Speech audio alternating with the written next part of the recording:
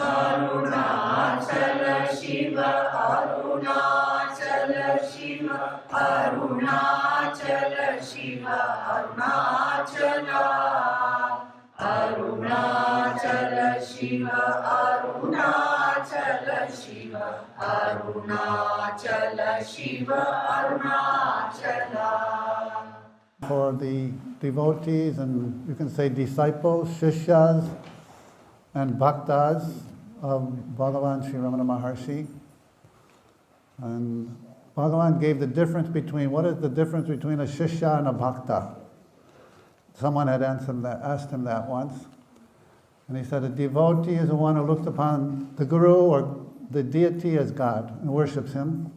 A shishya also does the same, but he looks upon the guru as God, follows his teachings, and intently tries to practice those teachings and realize the truth of them.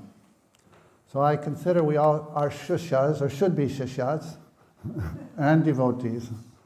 So what I think is most remarkable is that 6 weeks before he arrived at Arunachala, the boy Venkataraman was just a normal boy, like any one of us. Now, can we imagine going into our room, in our bedroom, sitting on our bed, and all of a sudden feeling, I'm going to die. It's over. Everything I hold dear to me is leaving. That my wife, my husband, my children, my car, my house, all the paraphernalia all around, my profession, everyone I knew, it's over. We're just going to lay down in our bed and die. So that's exactly what Bhagavan did. And when he laid down, he said, okay, I'm going to die. So what dies? The body dies. Am I the body? So he questioned that with an intensity, at one point an intensity, to understand what dies when the body dies. Who is it that is within the body? Or who is it that watches the body die? What is that I within the body, and where does it come from? And what is death? Who dies? I die, but what is that I? So one-pointedly and earnestly and ready to die at that moment, he held his breath. And he said, the body is dead. It'll be carried away and burnt. But what is that I that's within the body, that is aware, that's thinking now, or not, or stop thinking, and just focusing on the I within itself? Who is that I? So what was remarkable, that Bhagavan focused so intensely on that I, he went to the source of that I. And what is the source of the I? The source of the I is the self. And he merged in there. He had a purpose and a meaning. It wasn't just for his generation or those who surrounded him. It was for people of our generations and generations to come. By the grace of Bhagwan, we want to unveil the truths within ourselves by getting to the question, who am I, as was propounded or given by him, layer by layer. When you keep on removing that which is not a real you reach to that essence. But how many of us are sincere in our search for truth? Leaving that question unanswered and connecting to the powerful current of clarity, the powerful current of joy, the powerful current of that purity which makes us one with a realization of bliss. We fold our hands and stand in front of Arunachala, and how Bhagwan has helped as well as is helping many seekers to get to the most beautiful aspect of our being. We'll find out in this series. Namaskar, I'm Ashok Vyas, and I'm sitting here at Arunachala Ashrama, Jamaica, and I have the joy of sitting with Margo Martin. And Margo, I won't say much about you, yet I want to connect with a little bit of impressions that I have. You have lived in New York, you have been a part of the corporate world in certain way, and parallel to your hectic pace of life in New York, when was it that you found yourself drawn towards the call that teaching or just the presence of Bhagwan Raman Maharshi ji? 1973. And how that happened?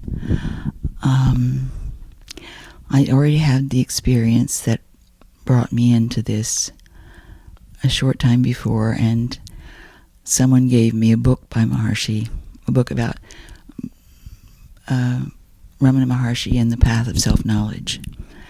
And I read it, and I knew it was the truth because of my experience. And so I knew that this was the Guru, because he was perfect. He had gone all the way, A person can only take you as far as they've gone, and there are many teachers at different levels, but he's at the pinnacle, So... What you said is very profound. It also tells us that you were already on your path or your quest was already activated within, so you could differentiate who has reached where, etc.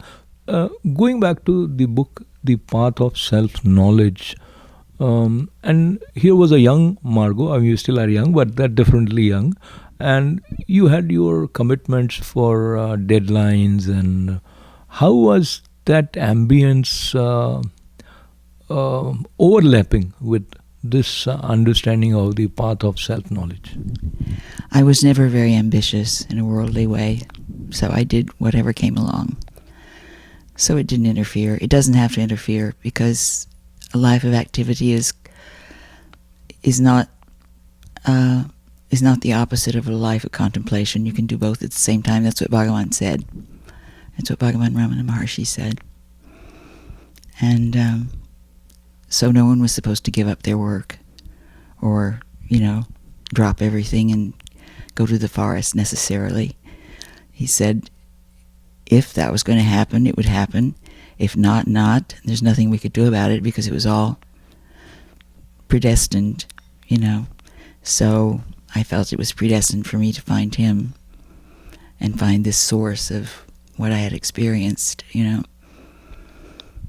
So it's very interesting. It's almost 5 decades ago that you came in contact, I would say, to this consciousness which we refer to as Bhagwan Raman Maharshi ji, and having some idea about the principles is one thing, and that kind of fires up your desire to learn more about the being who is the source for this knowledge. So how that desire to learn more about Bhagwan found its its desired details, if I use the word details, in terms of where he lived. And if I jump and add another question, when it happened that you went to Arunachala for the first time? When did that happen? I'm not very good at decades and years. It was in the early 80s, I think. Yeah, it was around 1979, 80, something like that, in the winter. And what were the first impressions, as well as who did you go with and what were you expecting? And by that time, probably you had read more about Bhagwan. Yeah, I had. I didn't know what to expect. And I went with a friend who was also coming to the ashram. We had an ashram on East 6th Street and that I had discovered. And so she came with me, and I didn't know what to expect. But what I found was this incredibly quiet, peaceful place in this noisy, crazy country, you know. And I found that my concentration was better there. And Bhagwan said to walk around the hill. And back then, you could actually walk around without seeing houses and things. Now it's all grown up, you know. The little town has embraced it, sort of. It doesn't make any difference to the inside of the ashram. The inside is exactly the same, but the outside has now become very different outside the walls. And we would walk around Arunachala together almost every day. And it was a wonderful experience. Then Kunja Swami said, he was one of the early disciples of Bhagwan. He said, you're going around every day, that's rajasic devotion. He said, you should skip a day in between, which I was sort of glad of because my feet were really suffering. They were like really in pain. And so that way my feet had time to heal in between, you know, our trips around. But that was so memorable. The last time I went, I couldn't walk so well. So I had to go in 3 trips, you know. And I really missed going around every day. I just only got to go once this last time, you know. It was a wonderful practice and so simple. And Bhagavan said that whether the person believes it or whether he doesn't, or whether he knows about it or he doesn't, Arunachala does good to those who circumambulate it, you know. And I believe that because I wound up in this ashram, you know. I want to trace some of your early experiences of all that knowing or learning more about Bhagwan. And so when you are in New York, were there some people who could understand and relate to your inclination or relationship with Bhagwan, internal? You mean like at work? Not necessary, anywhere. Well, that's how I found the ashram. Somebody from the Margo Yoga Institute, who was a friend of mine, said, you know, there's an ashram devoted to this guy on East 6th Street. And so I went. I put it off because it was a very private thing to me, and I wasn't sure I wanted to go into a big place with lots of people, and, you know. And it was this teeny tiny place with this one gentleman sitting in there chanting to the top of his lungs, you know. And the people around there just became like my family, you know. Who was that person? Arunachala Bhakta Bhagavat. And he started the ashram in New York, in this country. And he was not someone you would think would be attracted to Bhagwan, because he was a very outspoken character. He was a bit of a character. But we got along very well. And I really felt I was blessed to have found the ashram. And then slowly I met other people, some people that are no longer with the ashram, that have gone. But we were always very small, because not that many people, I hate to say can dig it, but that's sort of thing that comes to my mind. So we didn't have a lot of people, not nearly as many people as now come to the celebrations. But there's mostly Indians. When I was coming, they were mostly Westerners. So. Just trying to understand what you just said, and I'm also being very transparent in mentioning what I am about to say. Is when you were sharing that he was outspoken and not many people come and sit, and I don't know why I felt kind of emotional cloud within, or I don't have words to express. But I felt there was a special beauty of grace which was enveloping you, which still has been with you all along. But how that happens, it's very difficult to pinpoint. And when I say this again in the context of us being away from India, the place where he breathed and he lived, and especially in Manhattan, and then the color of skin is there. Then there are different formal pathways of truth. I'm referring to like Christianity and other, and so the way you are expressing, it instantly takes you away from all the apparent structured boundaries which we have started imbibing in, and we have started considering them as a solid thing around us. I don't quite understand what you mean. Well, let me say it again with brief, in a brief ways. See, the way you described your being a part of this group, and I was reminded that this is Manhattan, and then when we talk about Bhagavan, we are instantly going beyond the demarcations of coming from different religions or having different appearance. So that part. Yeah. Yeah, it's true. But still, the quest, not many people understand it unless they've had some sort of experience, you know. So the only people that I could really share with was the people in the ashram, you know, and we're still good friends, most of us. So that's nice. If I may request you, and if you feel, when you say experience, is there anything that you can put in words in terms of describing your experience? It was very simple. I experienced that there were not two. I experienced Advaita. I experienced myself, not the little self that's talking now, but on a much deeper level, and I just understood, you know. And for a while I was blissed out, you know. But yeah, just, that's all. And thank you.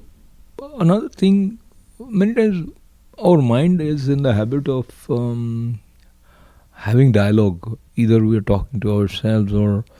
But when you have some special experience of the presence, then you probably you find yourself communicating with that presence in that form. Was there any and out when in another context people look at that as miraculous thing, or they look at let's say Bhagwan told me this or something like that. But so I hope I'm able to convey what I'm trying to say. Did you feel, whether in New York or while you were in at Arunachala, that you were getting some sort of suggestions from Bhagavan, or there was some sort of a dialogue which you could recollect after? Dialogue. I didn't experience a dialogue. So what was different while you were at Arunachala in terms of your experience that you can sort of give words to? My concentration was much stronger. It wasn't all good. I mean, sometimes when you're around somebody or something that brings up, a lot of things come out that are, you know, difficult. So that also happened. It wasn't all roses and sunshine, but yeah, just the difference in the way I could concentrate. So when those were initial days in 70s and 80s, and if there was a need for you to tell somebody about Bhagwan, was it easy for you to describe who you are referring to? I mean, just introducing without.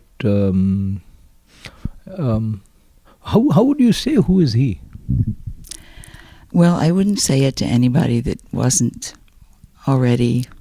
I mean, I tried when I started out to tell people, and worldly people don't understand. You know, you might as well forget it.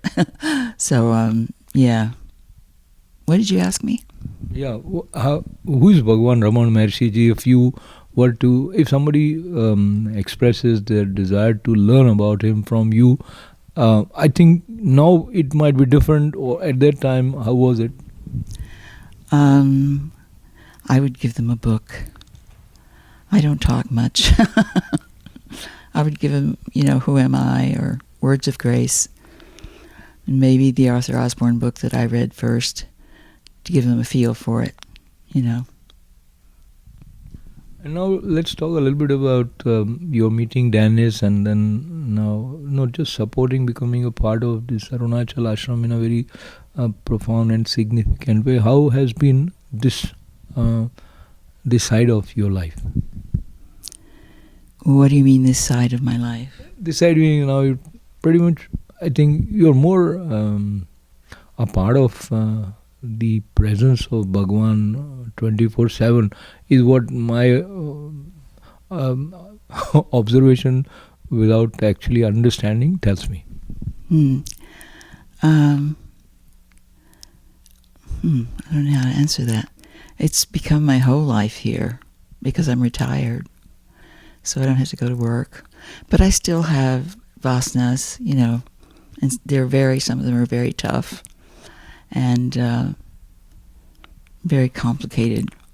My mind is not an easy one, I feel like I'm trying to straddle a wild horse sometimes, and often not succeeding. And how the chanting helps in streamlining the mind? I find it clears the mind. If you've got a lot of stuff going on and you sit down, like for instance, it's easier to meditate in the morning because you haven't had a lot of things happen to you. You don't have a lot of stuff. Harder in the evening. And we used to chant. We don't chant so much now, and I sometimes regret it. We used to chant for about 45 minutes, chant and recite from Tulsidas Ramayan and things like that. And then we would meditate. And I found that my mind had been cleared. Yeah. So, moving towards the concluding part of our conversation, with a lot of thanks to you. It's a very imaginary question, and you may or may not want to respond. But if you sometimes think that if you would have not in 1973 came across the book, The Path of Self-Knowledge, was your life going to be different? Yeah. My life changed from the time that I had the first experience. Yeah, it was very different. Everything reverses, your understanding of the world, everything reverses. Yeah, very different. And now talking about Margo, Martin, from the point of view of her family members, were they accepting of this new sort of, for them, a little bit strange understanding evolving in you? They're far away, so I only talk to them on the phone. I can see my brother now that I saw my brother for a while after my mother passed and the parents were gone. I think they approved, if it was making me happy, but I don't think they understood. So now moving beyond Margo and Ashok and generally any reference point which we so far were referring to, talking about your understanding or about life, and what is the ultimate achievement that one can have in this human form, based on Bhagwan's teaching that you may share with us? To be free. I always wanted to be free, even before I knew. I always felt constrained by society, by my own personality. I always felt under some kind of constraint. And one wants to be free of all those constraints, free of all those, not that they go away, but that they no longer bother you. You know, the world doesn't change, except as it changes, you change it in your own mind because of your understanding of it. And then it no longer hog-ties you, as it were.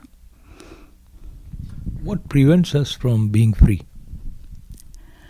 Our minds, all of our duties, our obligations, our personal likes and dislikes, our fear of death, our fear of other people, our whatever happens in your mind constrains you. And how to deal with it? By long practice. Long practice. I want to thank you for giving us the opportunity to talk to you and allowing us to get into that part of your consciousness which is very which has its own sanctity, and by the grace of Bhagwan you are on the path of self-knowledge at a stage where I would extend my pranams to you. Thank you very much. Thank you. Thank you.